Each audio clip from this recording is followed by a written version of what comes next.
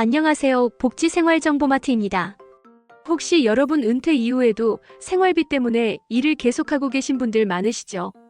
국민연금이나 기초연금을 받으면서도 소득이 조금이라도 많으면 연금이 깎여서 속상했던 경험 있으셨을 겁니다. 그런데 내년부터는 이 제도가 크게 바뀐다고 합니다. 국민연금의 소득 기준이 올라가고 기초연금의 부부가맥 제도도 단계적으로 완화되는 방향으로 제도가 개편되는 것이죠. 그래서 오늘은 내년부터 달라지는 국민연금과 기초연금 제도의 핵심 내용을 정리해드리겠습니다. 특히 고령층 근로와 연금 수급이 어떻게 달라지는지 구체적인 수치를 들어서 알려드리니까 끝까지 집중해서 들어보시길 바랍니다. 본격적으로 들어가기 전에 구독과 좋아요, 그리고 알림 설정까지 한번 눌러주시면 큰 힘이 됩니다. 오늘 주제는 총 6가지로 나눠서 말씀드리겠습니다. 첫 번째는 국민연금 노령연금 감액 기준 변화, 두 번째는 기초연금 부부감액제도 개편 방향, 세 번째는 고령층 경제활동 인구의 증가 현황, 네 번째는 고령층이 계속 일하고 싶어하는 이유, 다섯 번째는 기초연금 수급 기준 검증과 개편 논의, 여섯 번째는 제도 변화가 실제 생활에 미칠 영향 정리입니다. 그럼 지금부터 하나씩 살펴보겠습니다. 첫 번째, 국민연금 노령연금 감액 기준 변화에 대해 말씀드리겠습니다. 현재는 노령연금을 받는 분들이 일을 하면서 일정 금액 이상을 벌게 되면 연금이 줄어듭니다. 지금 기준으로는 월 309만 원 정도만 넘어도 연금이 최대 50%까지 감액됩니다. 그런데 내년부터는 이 기준이 크게 완화됩니다. 월 소득이 509만 원 이하라면 연금이 깎이지 않게 되는 것입니다. 즉 지금까지는 조금만 일해서 돈을 벌어도 연금이 줄어들었지만 앞으로는 훨씬 더 여유있게 소득을 올릴 수 있게 된다는 의미입니다. 예를 들어 현재 노령연금을 받으면서 파트타임으로 일하시는 분이 월 330만 원 정도의 급여를 받는다면 지금은 연금이 감액됩니다. 하지만 내년부터는 이런 경우에도 감액되지 않고 연금을 그대로 받을 수 있습니다. 덕분에 근로 의욕이 꺾이지 않고 생활비를 안정적으로 마련할 수 있는 길이 열리게 되는 것이죠. 정부는 이 제도를 2025년 하반기부터 단계적으로 시행하겠다고 밝혔습니다. 그리고 2027년 이후에는 더 폭넓게 적용하는 방안도 검토 중이라고 합니다. 재원은 2030년까지 약 5,300억 원이 소요될 것으로 예상되지만 고령층의 경제활동 지속과 생활 안정이라는 측면에서 긍정적인 평가가 나오고 있습니다. 결국 국민연금의 노령연금 감액 기준이 달라지면 고령층이 일하고 싶어도 연금이 줄어드는 걱정 때문에 망설이던 상황이 개선되는 것입니다. 앞으로는 소득과 연금을 함께 챙길 수 있는 환경이 마련되는 셈이죠. 두 번째, 기초연금 부부감액제도 개편 방향에 대해 말씀드리겠습니다. 현재 기초연금 제도에서는 부부가 모두 수급 대상일 경우 각각의 연금에서 20%를 깎고 지급합니다. 그래서 실제로는 개인이 받을 수 있는 금액보다 줄어들어 아쉬움을 느끼는 분들이 많았습니다. 예를 들어 두 분이 모두 대상자라면 원래 받을 수 있는 연금액에서 부부라는 이유로 감액이 적용되는 것이죠. 정부는 이 문제를 개선하기 위해 단계적인 완화 방안을 검토하고 있습니다. 우선 2027년부터는 소득 하위 40% 가구를 대상으로 감액률을 15%로 줄이고 2030년에는 10%까지만 감액하는 방향을 내놓았습니다. 이렇게 되면 부부가 함께 기초연금을 받아도 손해가 크게 줄어들게 됩니다. 더 나아가 정치권에서는 부부감액 제도를 아예 폐지하자는 논의도 나오고 있습니다. 실제로 일부 개정안에는 내년에는 10%로 줄이고 2027년에는 5%로 더 줄이며 2028년에는 최종적으로 폐지하는 방안도 담겨 있습니다. 아직 확정된 것은 아니지만 점점 완화되는 흐름은 분명해 보입니다. 이 변화가 시행되면 특히 소득이 낮은 노인 부부에게 큰 도움이 될 것입니다. 지금까지는 두 분이 모두 수급권자여도 감액 때문에 체감 지원액이 줄어드는 문제가 있었는데 앞으로는 보다 실질적인 생활 지원이 가능해지는 것이죠. 결국 기초연금 부부감액 제도는 점점 사라지는 방향으로 가고 있다고 이해하시면 됩니다. 세 번째, 고령층 경제활동 인구의 증가 현황에 대해 말씀드리겠습니다. 요즘은 55살 이상을 고령층으로 분류하는데 이 연령대의 경제활동 인구가 역대 최대치를 기록했습니다. 2024년 기준으로 고령층 경제활동 인구가 1100만 명을 넘어섰고 취업자 수만 따져도 약 1000만 명에 육박했습니다.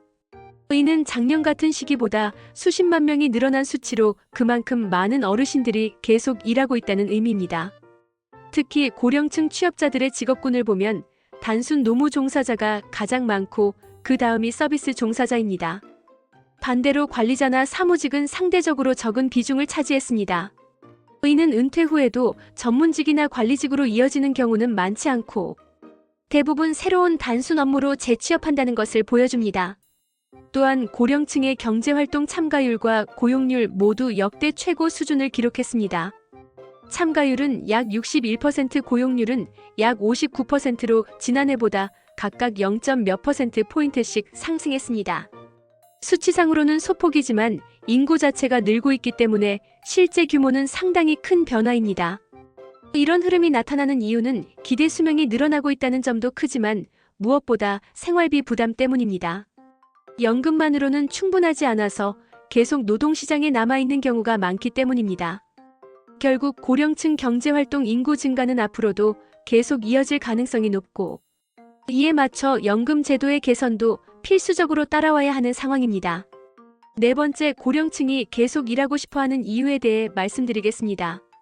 조사 결과 고령층의 약 70%가 앞으로도 계속 일하고 싶다고 답했습니다. 이유를 물어보면 가장 큰 원인은 역시 생활비 때문입니다. 고령층이 받는 평균 연금 수령액은 월 86만 원 수준인데 이는 국민연금연구원이 발표한 1인 기준 최소 노후 생활비 136만 원의 63%에 불과합니다. 즉 연금만으로는 생활이 어려우니 이를 통해 소득을 보완해야 하는 상황인 것입니다. 두 번째 이유는 일하는 즐거움입니다. 단순히 돈 때문에가 아니라 이를 통해 활력을 얻고 사회와 연결된다는 점을 긍정적으로 느끼는 분들도 많습니다. 조사에서 무려 36%가 일하는 즐거움을 꼽았는데 지난해보다 비율이 더 늘었습니다. 세 번째 이유는 무료함을 달래고 사회에서 필요로 하는 역할을 하고 싶다는 응답이었고 네 번째 이유는 건강을 유지하기 위해서라는 답변도 있었습니다. 취업 상태에 따라 응답 차이도 컸습니다. 현재 취업 중인 고령층은 무려 93%가 앞으로도 계속 일하겠다고 답했습니다. 반대로 지금은 일하지 않지만 과거에 취업 경험이 있는 분들은 36% 정도만 계속 일하고 싶다고 했습니다. 한 번도 취업 경험이 없는 경우에는 7%에 불과했습니다. 앞으로 언제까지 일하고 싶냐는 질문에 대한 평균 은퇴 희망 연령은 73세로 집계됐습니다. 이 또한 지난해보다 조금 더 늘어난 수치로 고령층이 갈수록 더 오래 일하고 싶어 한다는 것을 보여줍니다. 결국 생활비 부담과 함께 일하는 즐거움이 고령층 근로지속의 두 가지 핵심 이유라고 정리할 수 있습니다. 다섯 번째, 기초연금 수급 기준 검증과 개편 논의에 대해 말씀드리겠습니다.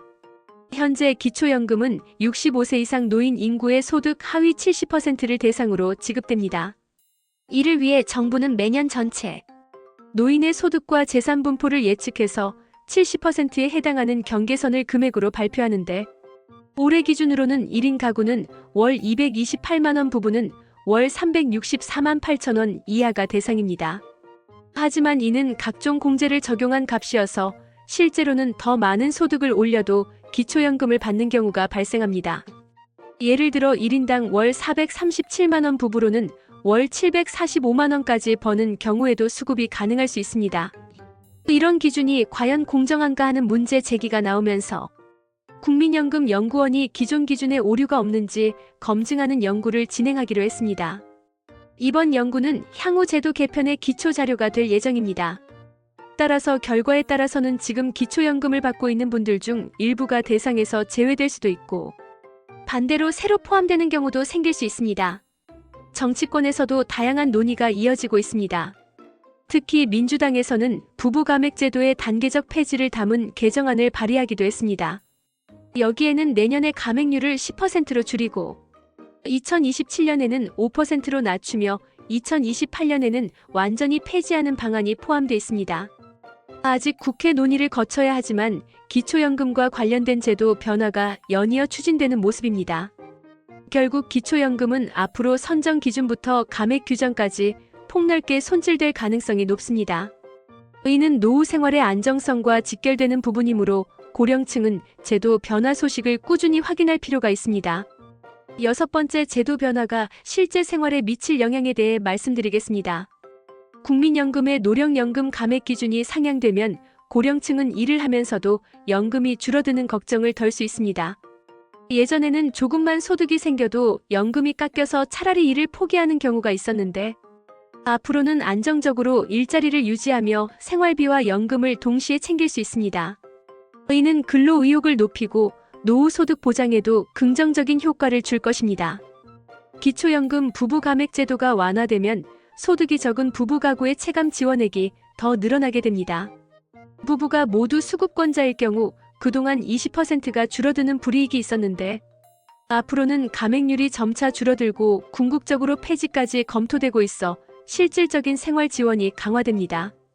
또한 기초연금 선정 기준 검증이 본격적으로 진행되면 일부는 수급 대상에서 제외될 수도 있고 새로운 대상자가 생길 수도 있습니다.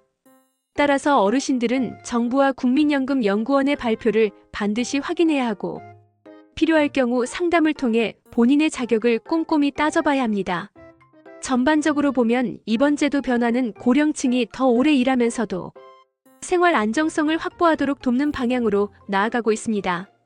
연금만으로는 부족한 현실에서 근로와 연금 수급을 병행할 수 있게 하고 기초연금의 형평성도 보완하려는 취지입니다. 따라서 고령층 본인뿐만 아니라 자녀 세대도 부모님의 연금제도 변화를 꼭 챙겨야 합니다. 작은 변화가 가계 생활비에 큰 차이를 만들 수 있기 때문입니다. 오늘은 내년부터 달라지는 국민연금과 기초연금 제도의 주요 변화를 정리해드렸습니다. 복지제도는 작은 차이 하나로도 실제 생활에 큰 영향을 줍니다. 그래서 제도 변화 소식을 빠르게 알고 미리 준비하는 것이 중요합니다. 앞으로도 복지생활정보마트는 여러분께 가장 최신의 복지 정보와 생활 꿀팁을 전해드리겠습니다. 오늘 영상이 도움이 되셨다면 구독과 좋아요, 그리고 알림 설정까지 꼭 부탁드립니다. 저는 복지생활정보마트였습니다. 감사합니다.